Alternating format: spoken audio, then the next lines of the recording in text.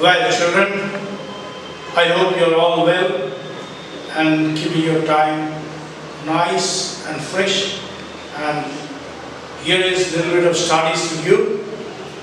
The class 8, you have the subject chemistry, a part of science, where you have to study chapter 1 of chemistry, is the matter. So, what is matter? Children, when looking around, you see at your home, in your studies, in the drawing room, or in the kitchen, or else you look through the windows, you see the objects moving around it. Some objects are living, some objects are not living, and also some objects are dead. So whatever the objects are there, if an object occupies space and it has mass, the actual amount of matter present in a body, and also it can be realized by the senses, is known as the matter. It's known as the matter. So what is matter? Matter is something which has mass, occupies space, and can be perceived or realized by the senses. So that is matter. Well, we are to discuss on the matter, and its definition I already have told you. Now this matter is made up of basically the molecules. Molecules are further made up of the atoms. So atoms make molecules. Or sometimes they are also made up of the ions. What are ions? The atoms, when they are charged, they are known as the ions. So charged atoms are known as the ions. So that is what the matter is made up. Well, there is kinetic theory of matter. What is kinetic theory of matter? Kinetic means the theory of motion that is there in the matter. How? You see.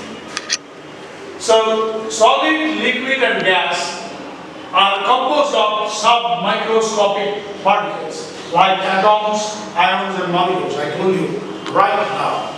Well, let's see, there is in the matter, there is random motion is there. This motion, the motion means the kinetic part is that has come from the Greek word kainos. From that, the kinetic motion has come. In kinetic theory, what is that? That all objects, in all objects, whether they are made up of atoms, molecules and ions, there is motion. Now, solid, liquid and gases are composed of such microscopic particles, they are known as the atoms, ions and molecules. Well, the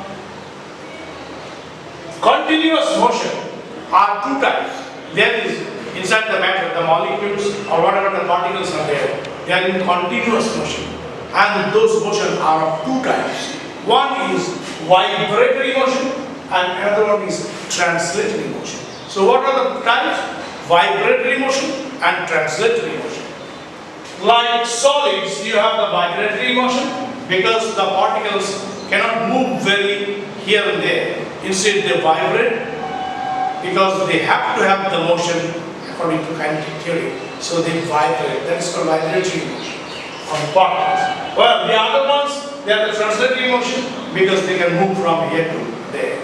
I take you like this, the particles in gas molecules, they move in any direction. That is the helter-skelter direction.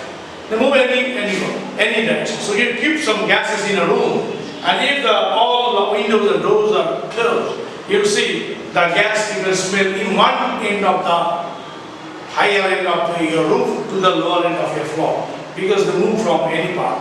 Why? Because the gaseous particles, along the gaseous particles, if you put little bit of perfume, it will carry by diffusion to various parts. So that shows that gas particles move helter-skelter direction, in all directions. In the liquid, the molecules are also not very closely packed. They are far too loosely arranged. So they take the shape of the container. So you keep a glass of water in a bottle, that will take the shape of the bottle. In a big cup, the shape of the cup will be observed. So like that, any kind of container in which you put the liquid, they will take the shape of that container. Because of their molecules are not too tightly arranged, so they can take their shape. Well, right now, particles in gas moves helter-skelter direction. I told you. Now, on heating, kinetic energy increases. Now, if there is a solid, if you heat, you see some of the objects, they melt. And melt means what? I'm coming to that in later stages. Now, what happens, the kinetic energy increases. So the motion of the molecules also increases. The speed of the molecules also increases. Well, forces between the molecules. Now, solid, liquid, and gas are the three states of matter. In solid, the molecules are arranged tightly and compactly. Not tell you the solids. Solids, the molecules are very tightly and compactly arranged. We'll take a little bit of time for this. Just look here. Very tightly and compactly arranged, and so they cannot move. They cannot move. So, as they cannot move, they only vibrate, and they have the vibratory motion, and so this is the solid. What are the characteristics of that? They can retain their shape and size. Why? Because the molecules does not move very much, only vibrate. Okay? They can shape, they can keep their shape, they can keep their size. And number two, we come to the liquid. In liquid, the particles are little bit loosely arranged. Loosely arranged. And that is why they can take the shape of the container.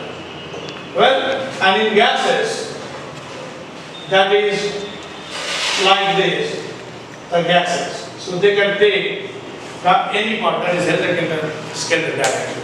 Now what are the properties of that? They're tight, less compressible. The gap between the molecules, that intermolecular space, is very less. So they can be compressed very little. They cannot be compressed very much. If they are compressed very, very highly, then they will break.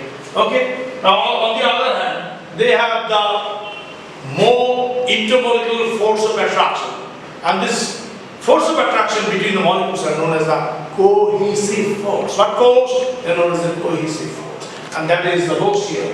In liquid, the molecules are, so they can take their volume, shape and size all fixed in solid. In liquid, the molecules are loosely arranged, so they can take the shape of any container that they have. So they don't have their proper shape and size. They can take the shape of the container and their volume is fixed. That is why liquid is measured in capacity. That you get 1 liter of petrol, 2 liters of oil, like that. Okay. Well, the intermolecular force of attraction is less than that of the solid. And that is why they take that space. Their cohesive force is less. On the other hand, in gases, the particles are far too loosely arranged. And that is why they move very fast. In liquid and gases, that means the fluid, the motion which is found is zigzag motion. It is random and zigzag motion.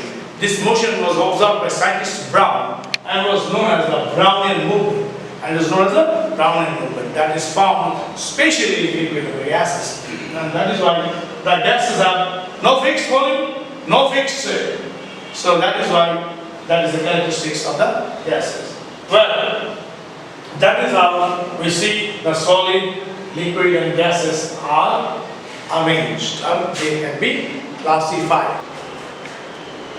Well, children, we were discussing regarding the various states of matter, and you see the interconversion of the state occurs. Interconversion of the states occurs.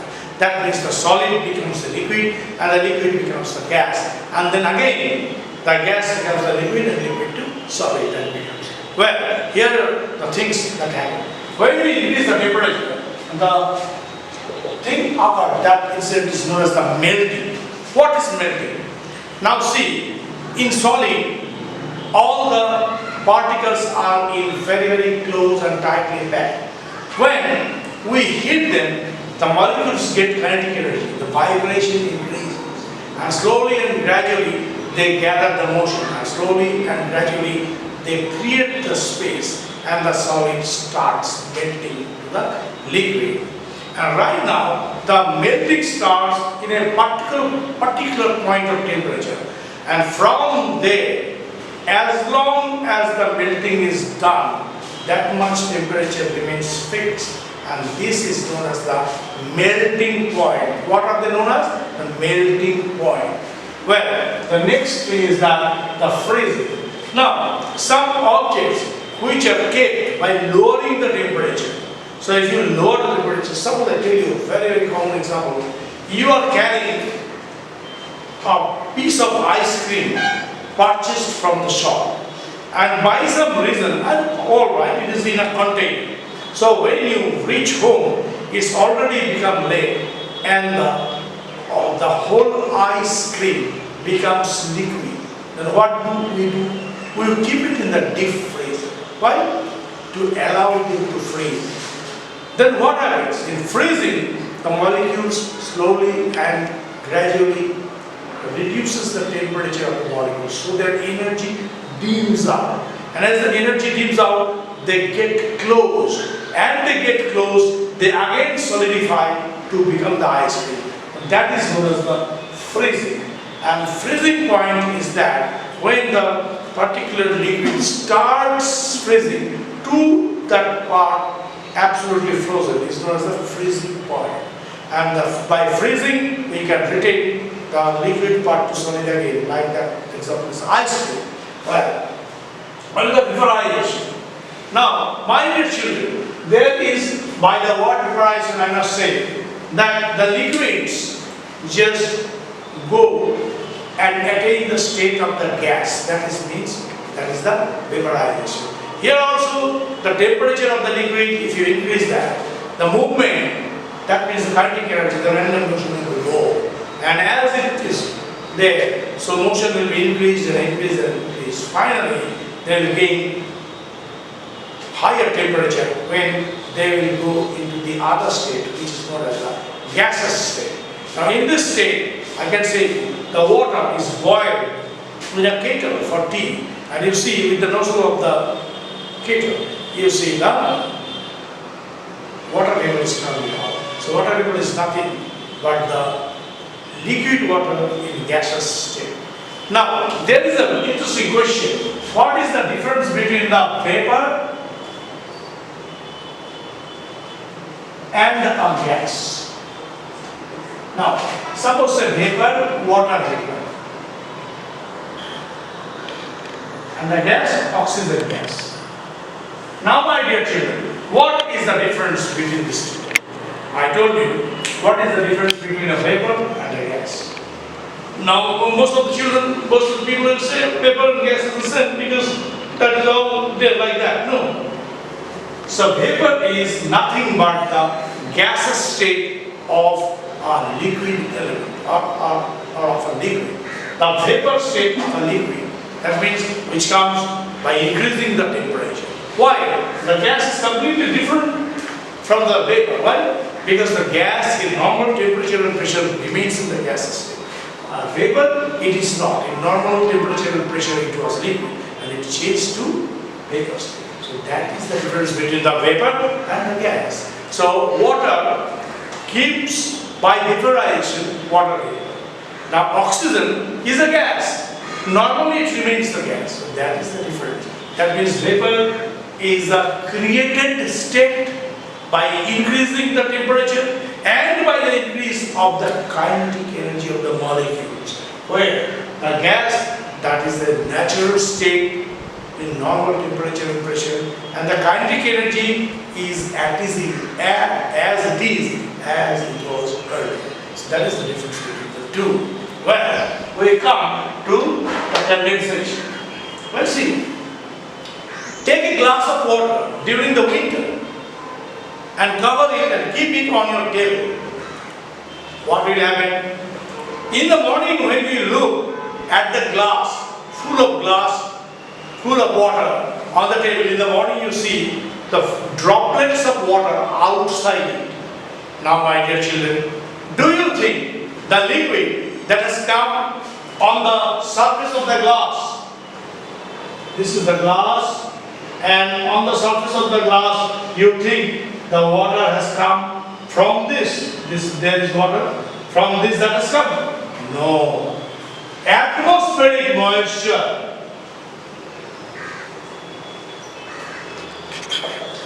atmospheric moisture due to the reduction of the temperature, that means due to the cold, it is condensed on this. That means when the liquid loses the temperature, it attains the state, and the process by which it is done is known as the condensation. It's known as the condensation.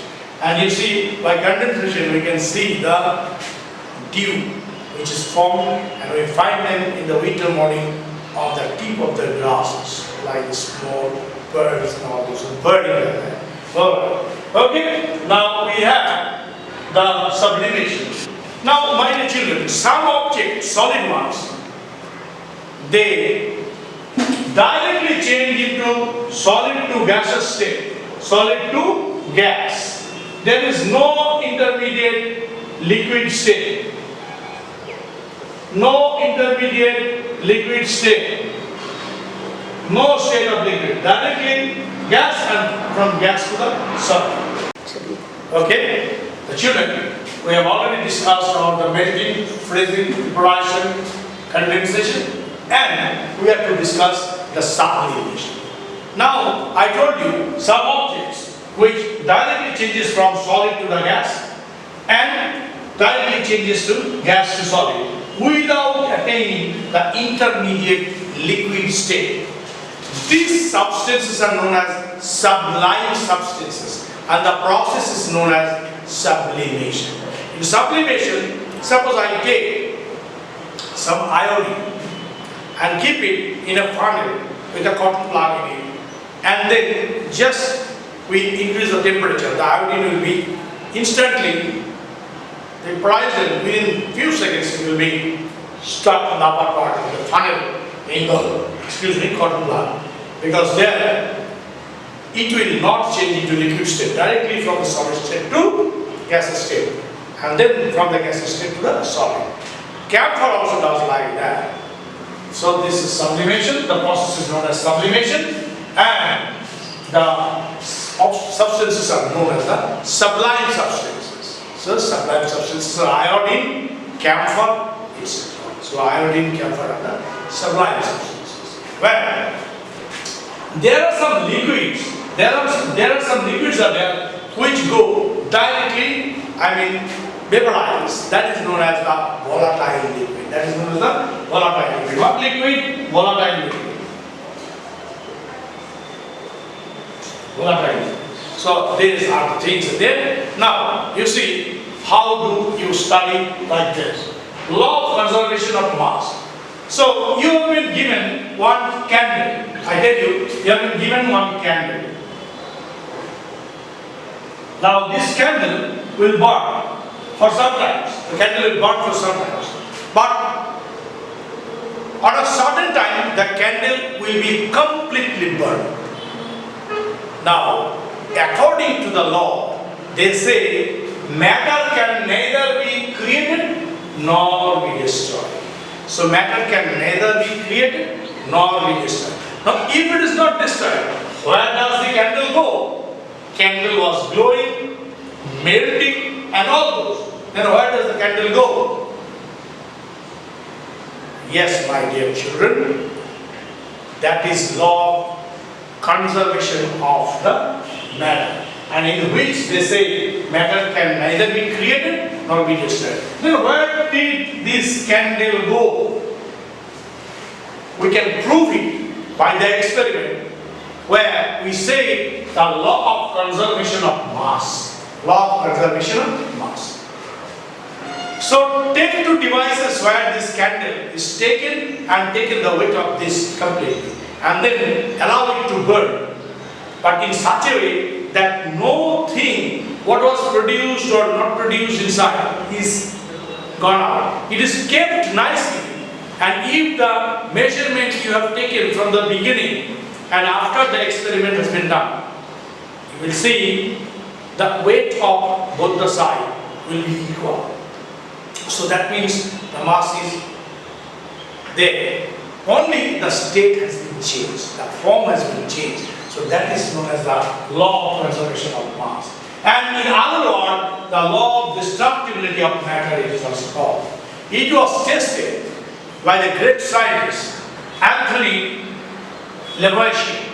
Anthony Lavoisier experimented and had given the law, and in which he observed that any chemical reaction happens between the two participating reactants, two or three, whatever it is there, the participating reactant produces the new products, that is chemical reaction, and then you see they always work in definite proportion. That means the water formation by the hydrogen and oxygen has been done to form this. Now if you see the hydrogen and oxygen is done, so how to do that? That is, here you see the 4 atoms and here is 1. So it is 2. If you put 2, so it will be 2H2O, the 2 molecules. Now that is why the equation, chemical equation is balanced. What is to do? It is to prove the law of conservation of mass and the law of definite proportion. So 2 molecules of the hydrogen and 2 molecules of the water, and 1 molecule of the water gives you the 2 molecules of oxygen, gives you the 2 molecules of water. Like that it will make ammonia. So NH3 is the ammonia. So that is how it is known as. So this is known as the conservation of mass. And also, as they work in proportion, so they are known as the law of definite proportion. And let us discuss the other thing, which has been given by a great scientist, is known as the Albert Einstein. And children, you know, there is a name fastened with Albert Einstein, the great Nobel winner scientist, that is the scientist of our country, was Satyam Bose. So Einstein theory has little bit of lab, which has been completed and proved by Satyendranath Bose of India, and that is why Einstein theory has been known as the Bose-Einstein theory. But that is a different matter. Here you see, he said, according to Einstein, E equals to mc squared. Now what is E? E stands for kinetic energy, and the m stands for the mass, and c stands for the velocity of light. So that is the equation has been given by the great scientist Einstein. I think you have already gone through all the parts of the chapter matter, and you have understood it nicely. The conversion, the various phases like melting, freezing, pricing, condensation, solid, and sublimation, and all those there. And what is the difference between the vapor and the gas, and why it is the definite proportion theory has come, and why it is called law of conservation of mass and law of conservation of energy is also there, and all those you have understood. And let us discuss little later question answer of the chapter.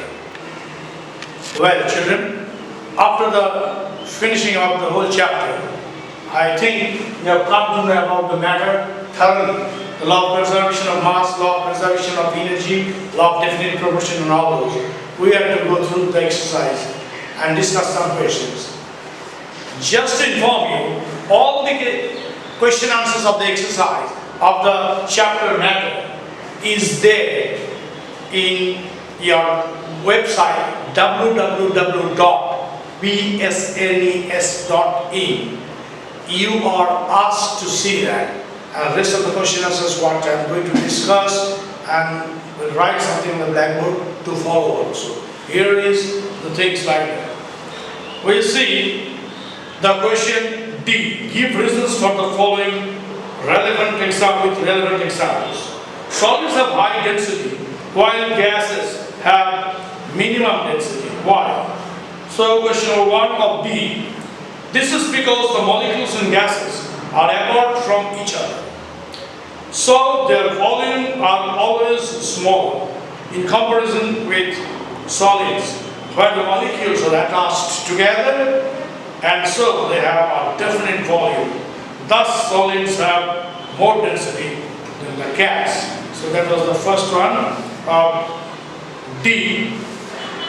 Question D1. Well, we have to discuss about the question 2 of D.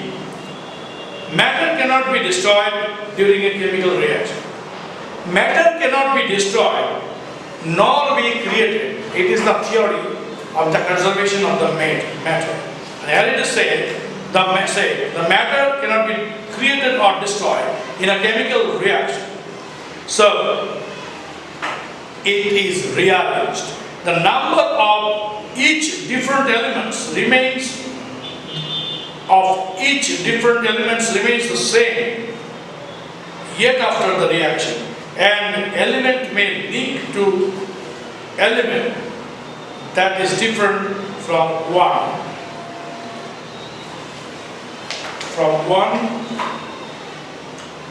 it links to before reaction. So whatever the reactants you have taken, its mass and all those will be same after the chemical reactions also. Now the answer number 3 of that, the masses of reactants in chemical action are not changed. That is what I was telling you. That the matter can neither be created nor be changed. So mass cannot be destroyed. It will remain the same. The answer is of question 3. The kinetic molecular theory of the matter states that the matter made up of particles that are constantly moving. All particles have energy, but the energy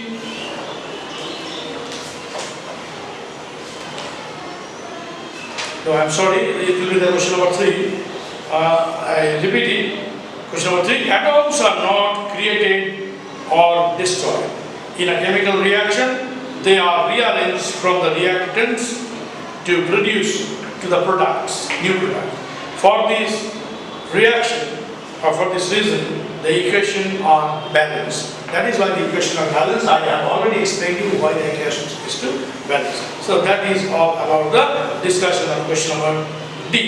Let us see the long question answer in the following way. Question number 3. What is kinetic theory of matter? State the basic postulates of the kinetic theory. Here it is. You see, the kinetic molecular theory of a matter states that matter is made up of particles that are constantly moving. All particles have energy, but the energy varies depending on the temperature the sample of matter is in. This in turn determines whether the substance exists in solid, liquid or gaseous state. Well, the main postulates of the kinetic theory of matter are: number 1, matter consists of small particles called molecules, and number 2, the molecules attract one another with a force which decreases as the distance between them increases. These are the postulates of the kinetic theory. On the other hand, the question number 6, draw a level schematic diagram to show the interconversion of the matter. You know the interconversion takes place, that means from solid to liquid, liquid to gas, and again gas to liquid to solid. That's the diagram. So this is the schematic diagram. You see the gas is here, solid is here, and the liquid is here. Now in sublimation, the solid directly changes to the gas, and for condensation, the gases directly changes to the solid. Now, for melting, the solids melts to liquid, and for freezing, the liquid freezes to solid. On the other hand, the gases by condensation forms the solid, and liquid by vaporization it changes to gas. That is the interconversion of matter. That is all for the discussion of the chapter which has been going on. That is the matter. I hope you have all understood. And once again, I tell you, all the question answers of the exercise you will get it in our website www.bsnes.in. Till then, thank you and have a good day.